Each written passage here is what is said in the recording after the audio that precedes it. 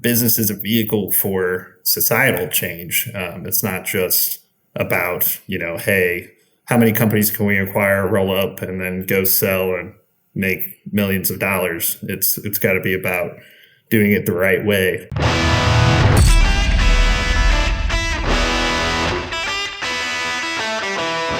Welcome to Real Leadership, the show that cuts through the clutter to spotlight leaders who make, move, and process things in the real economy. This isn't about buzzwords or theories.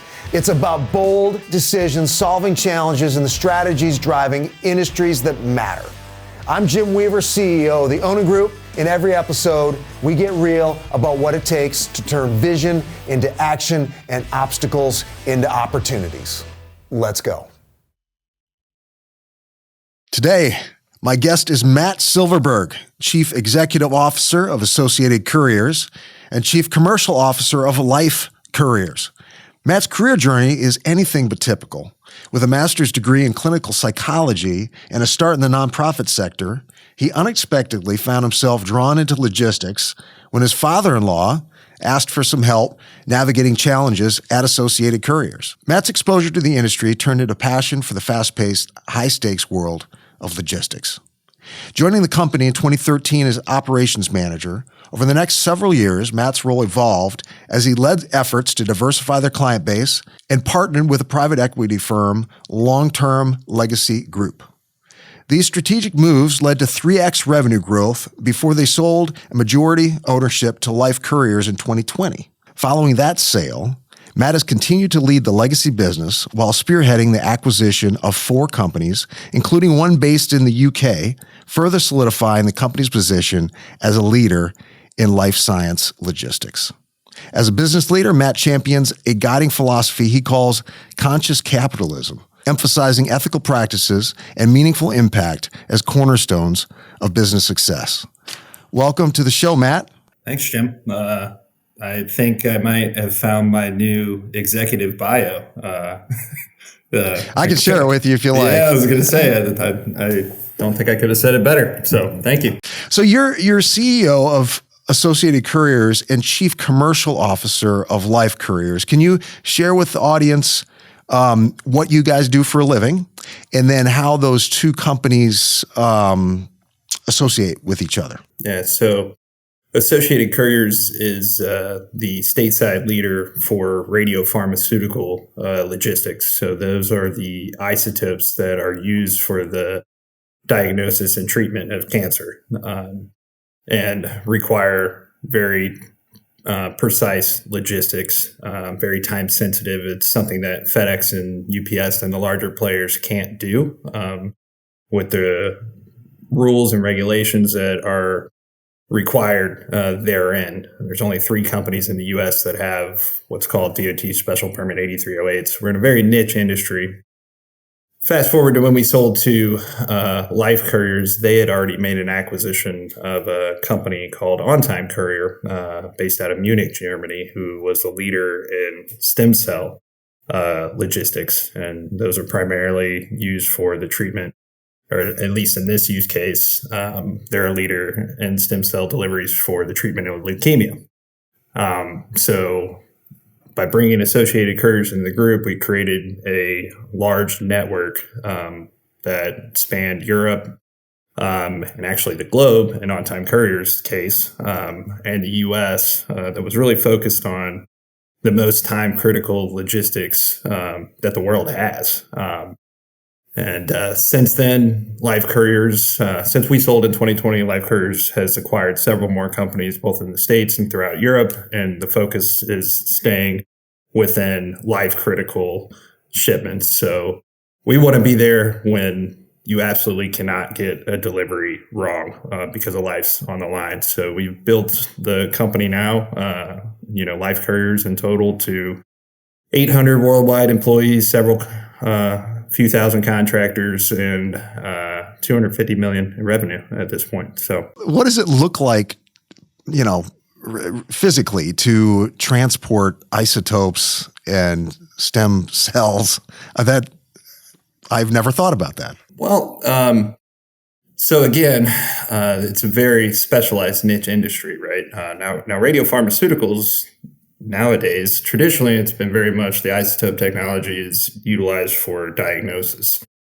They've figured out a way, and I mean the radiopharmacists and scientists and doctors, all the people that are much smarter than me, figured out a way to develop targeted radio alpha therapies. So what that means now is traditionally, if you think about chemotherapy, for instance, it doesn't discriminate on the cells in your body. That's why people get so sick. So what they've been able to do is develop the isotope technology for all kinds of different isotopes: thallium, gallium, copper, this, that, the other. Right? There's a wide range that are used to only target the cancer cells. And the outcomes that we're seeing from that, if you look at Novartis's Pluvicto product, if you watch TV, watch commercials, you might see that popping up nowadays. It's because they're effectively curing prostate cancer with that. It's a very exciting time to be in that space. What does that look like then? If you look at our manufacturers, so you have a raw material that's got to be supplied to, I'll use St. Louis as one of the sites here as the example. We might get isotopes from overseas that are bulk material. We'll coordinate the international pickup. So our drivers in Europe and the Netherlands will pick up. We'll book the flight with the commercial airline, flies into ORD, and we'll pick it up, drive it down. ORD, for those that aren't in the industry, Chicago. Drive it down to St. Louis. We deliver it. Then they do their production overnight. We come back the next morning, pick up, and our drivers drive all throughout the country directly to, without stopping, the pharmacies, hospitals, and clinics, because every second that these things are in transport, they're losing their usability, right? It's an isotope, which means there's decay. So we have to get it there precisely when the either pharmacist needs it to divvy up more doses, or the patient is there ready to get injected with their therapy. Wow, interesting. You've had an interesting path into what you do. As mentioned in the bio, you started out as a clinical psychologist, or that was the path. Maybe you and I could stay on after. I could work through some stuff with you. But how did you land? I'm a little out of practice, Jim. Well, you're in business. Sometimes I think it translates pretty well, right? Which I guess it has for you. How did you end up at Associated Couriers? I graduated with my master's in clinical psychology. I got into the nonprofit sector, and it turned out that originally I wanted to get my PhD and go on the research side. I was very, very enthralled and intrigued with the human brain, and that ended up not working out, going for my PhD for a variety of reasons. My wife, me and my wife, well, we weren't married then, but at the time, working through options, decided to just get my master's, went into the nonprofit sector. And quite frankly, I was just very bored. Turned out that the actual therapeutic side wasn't really what I was interested in when it came to psychology. So I started looking for other options. Candidly, the other piece was my wife got pregnant with our first child, and I was staring down daycare and the expense of a child and my nonprofit salary, and I was like, this isn't going to work. So I was looking, and then around the time, my father-in-law was having some issues in the business and needed some help.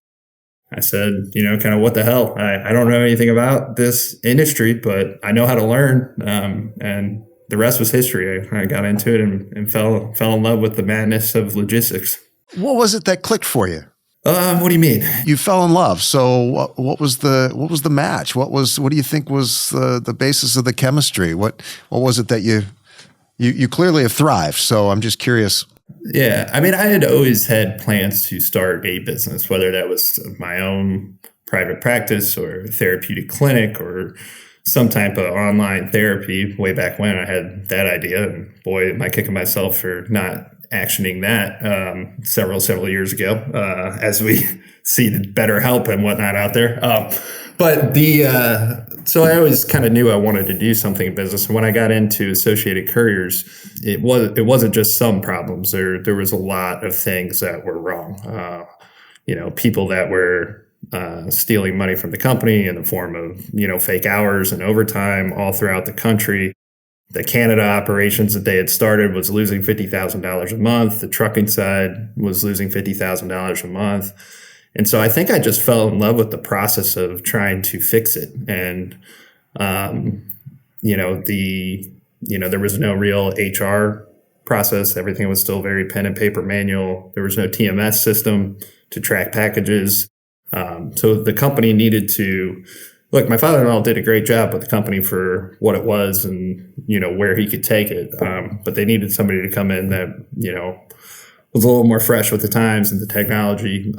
And so I think I just fell in love with the process of taking something that was really good. The network was great. The network grew as the radiopharmaceutical industry grew. So, we had offices in Chicago and Boston and Charlotte, Atlanta, Detroit, all these different places, St. Louis. So we had a base network, but the company's strategy was kind of all over the place. We got this brokerage thing, and we got this, we're trying in Canada. And, oh yeah, we're trying this over the road thing. So really, the only thing I knew how to do at the time, because I didn't know how to grow a company, I didn't know how to restructure one, I just picked up books. I learned how to read a lot by getting my, doing my thesis, undergrad and master's. So I picked up every Jim Collins and Peter Drucker book that I could, and any other pick your thing. I mean, I wrote our first HR manual, for instance, just myself, by teaching myself how to do it. And through that process, I just became addicted with, growing the company. And then once, I'm a huge Jim Collins fan. Once I figured out our hedgehog concept, which is we can be the best at final mile, time critical ground logistics, I shut everything else down, focused only on what we could be the best at. And that's truly, after the first 3 years, I kind of restructured everything. And that's what led to, our growth from 10 million or so to 32 million when we eventually exited. Understanding your labor market is crucial for successful recruitment. Onin Staffing's Recruitment Strategy Guide provides insights specific to your geographic location and the positions you're hiring for. Our Recruitment Strategy Guide delivers a clear snapshot of your labor market and actionable intel to tackle market-specific challenges. With Onin's expertise, we help you navigate and win in your competitive landscape. Empower your recruiting process with the insights you need. Learn more about Onin's Recruitment Strategy Guide at oninstaffing.com/strategy.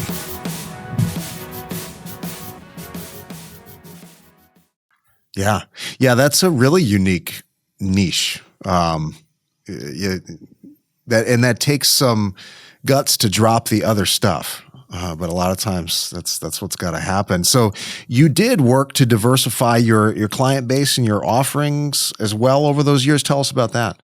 We were 100% radiopharmaceuticals. And to me, it's a great niche. And at the time, it worried me just because what happens if, who knows what, they come up with some other kind of form of diagnosis or cure even for cancer, right? Like I wanted to make sure that we had other business lines still in the final mile ground delivery space. So within that hedgehog concept. So I diversified into some e-commerce, hospital, pharmacy, labs, to make sure that depending on the economy or the industry trends or whatever, if one was up, the other were down, classic diversification strategy. Yeah. It turned out to be a lifesaver in the pandemic because our e-commerce network boomed. Absolutely, made a killing on the e-commerce network during that time, while the radiopharmaceutical network, which sounds odd, actually was weighed down because they considered, diagnostic services not, medically necessary at the time with everything that was going on. Turned out to be good, but ask me if I'd do it again, and I'd probably tell you no. Because I would have doubled down in the life science and focused on cell and gene therapies, immunotherapies, clinical trials, biopharmaceuticals. And, in hindsight, I should have just doubled down and diversified in that life science industry. And I think the company probably would have grown even more and been a lot more valuable at the time we exited. Huh. Interesting. Yeah. Hindsight's 2020, isn't it? It is. It is.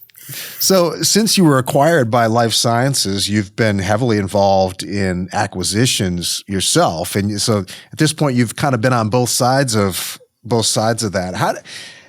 How have you learned to deal with merging cultures in an acquisition? I imagine you figured some things out along the way.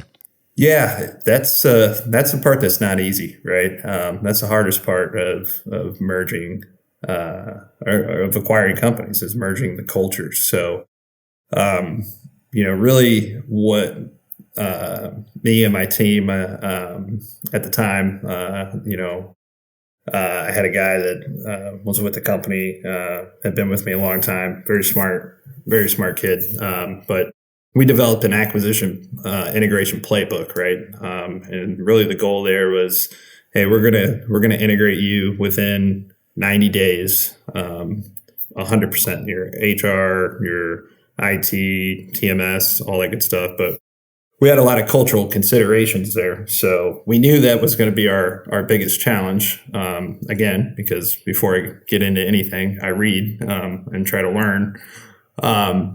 So we would do things like during that 90-day process, have teams happy hours where everybody had a chance to go through a bio, for instance, of themselves, introduce themselves, have some fun, have some laughs. So that was one strategy. The other strategy, too, is just being transparent from the get-go. We would fly in after the deal was done, meet with the management team, the people on the floor, and just be very transparent with them and say, yes, things will change. There's no doubt about it, but it's okay because we want this to be a change for the better. So I think the transparency was big. The other piece too, when you're looking at acquiring smaller companies, a lot of times there isn't much consideration to culture. So being intentional about, we had a culture PowerPoint deck that I would walk everybody through. Hey, here's what it means to be at Associated Couriers. Here's what logistics for life means. Walk them through that, the sense of purpose that you're going to get out of being able to deliver, life's critical shipments as opposed to maybe just, tennis shoes or whatever, right? You're part of helping save lives on a daily basis. So a variety of tactics we employed, and then just generally trying to be good people. It's that goes a long way, Yeah, it's surprising, but it does. That's kind of along the lines of I've seen in some of your writings. I guess we had it in the bio as well. The concept you call conscious capitalism. So double click on that. What does that mean to you? So it's important to me. Like why should somebody want to show up at work for me, for instance? Like I think about that a lot, and I thought about that a lot during the times when we were growing the company. They got a world of opportunity out there. So why should they want to work at Associated Couriers? And thinking on that, it was really about, yes, profits are important, especially in the private equity world. Profits are important. It's true, but business can't be all about profit. It's got to be about serving our customers in the right way. Being honest, transparent. It's got to be about being honest and transparent with employees. It's got to be about the employees being successful if the company is successful, and not just, the company grabbing every dollar that it can from there. And then on top of that, it's got to be about how we impact our communities. So, I serve on the St. Louis chapter for the American Cancer Society, CEO's chapter. And, we've been involved in various charities as well and giving back to the St. Louis community.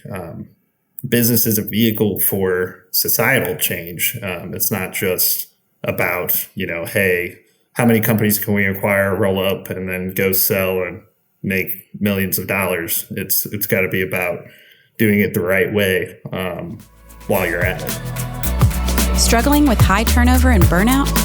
Own and Flex addresses these challenges head on, offering a scalable solution with vetted part-time talent to fill staffing gaps.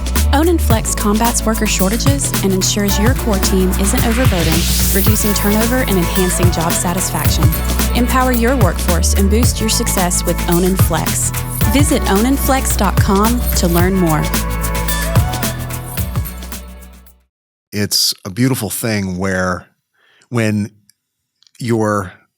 the growth of your business, the financial performance of your business can be tied directly to the impact of that business. That's when you're cooking with gas. Yeah, that's good. Exactly. Yeah. You've had a great progression. You're kind of self-taught. I love I did the same thing coming up, read a lot of Jim Collins, just read voraciously, figure it out as we go. I love that.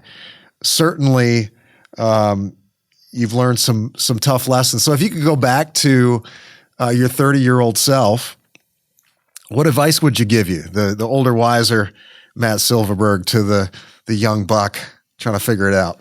Well, I'm not that much older and wiser. I'm 36 now. Okay, maybe we should go back to 25. Yeah. Let's go back to 25. Let's 25.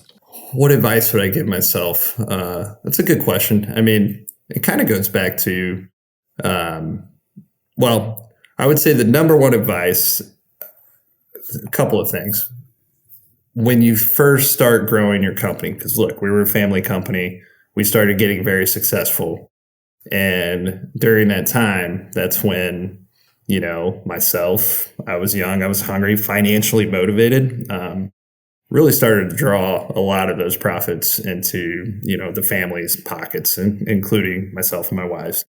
In hindsight, that was not the right move. I should have invested in the network, doubled down, like I said, on the life sciences diversification, hired salespeople, and really aggressively went after that growth.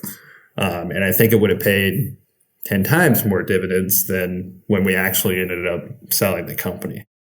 So I think, to any young entrepreneur out there who's starting a business, any family businesses that are really growing, I would advise them to, and any business that I start again in the future, that's a lesson that I'm going to take with me, is make sure that before you really start pulling profits out, you think longer term about what you actually need to be sustainable. So yeah, that's good. On that note, too, I was judge, jury, and executioner for a long time. I mean, I was CEO, CFO, COO. Everything came through me. Human resources. Yeah, I was all of it. Up until we were a $30 million company. It was great. We were small, we were lean, we were nimble. But when you look at going to exit a company, what people are looking to make sure that there's a layer of management underneath you, right? That can take the company forward. And I built that after we sold because I had to, because we acquired 4 companies. There was no way I could do it all anymore. Yeah. So you're basically right now serving as CEO of the legacy business and then chief commercial officer for the broader business. Is that right? So within the time frame that we initially set this up and then had to reschedule a few times, a couple of weeks ago, we actually made the announcement that we are rebranding Associated Couriers to Life Couriers. We have a new operational setup here stateside. So I am now fully in my chief commercial officer role for Life Couriers. I'm a shareholder in the company and sit on the board as well. So now I get to do what I love, which is awesome, which is sales and marketing, right? And less of the HR type headaches and operational type headaches, which has been kind of a cool transition for me. Yeah, you get to find a different gear. That's great. Is there a favorite failure as you look back at your career and a failure that taught you something profound or set you on a course that maybe you wouldn't have gone on had you not failed? Yes, absolutely. A big glaring failure. It was our second acquisition that we did, and this was during the pandemic, the height of the pandemic. I remember flying into New York to meet with them, and there was, I think, me and one other person on the plane, and LaGuardia was just a ghost town. It was creepy. The owners were very thankful because I was the only person that flew in to meet with them in person, that was courting these people. A bit of a strategy there on my part, but they also did radiopharmaceuticals in the U.S. and because of the difficulties of really getting in front of their team. They were nervous. They didn't want to spook any of their employees, which is normal. But once we got later in the deal, they still didn't want us to meet with their team. They didn't want us at the office because of COVID, this, that, the other. We ended up signing that deal based on just all of the data that was in, the virtual data room. And out the other side, it was 4 months into the acquisition. This one particularly, the agreement was to not really do any integration until 12 months after because they had an earn-out period. But I got a phone call from their largest customer saying that they were getting ready to leave.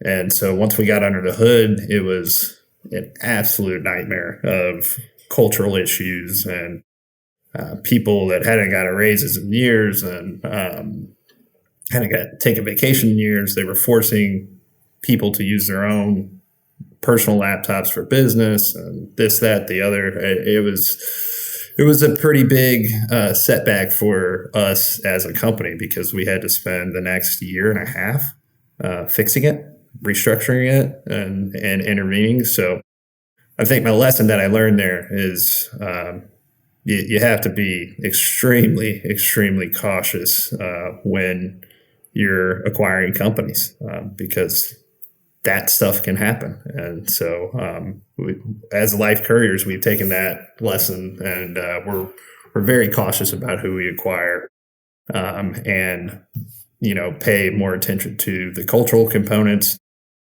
and how we go about due diligence. Now, that was a unique circumstance, right? COVID, we were all trying to figure it out.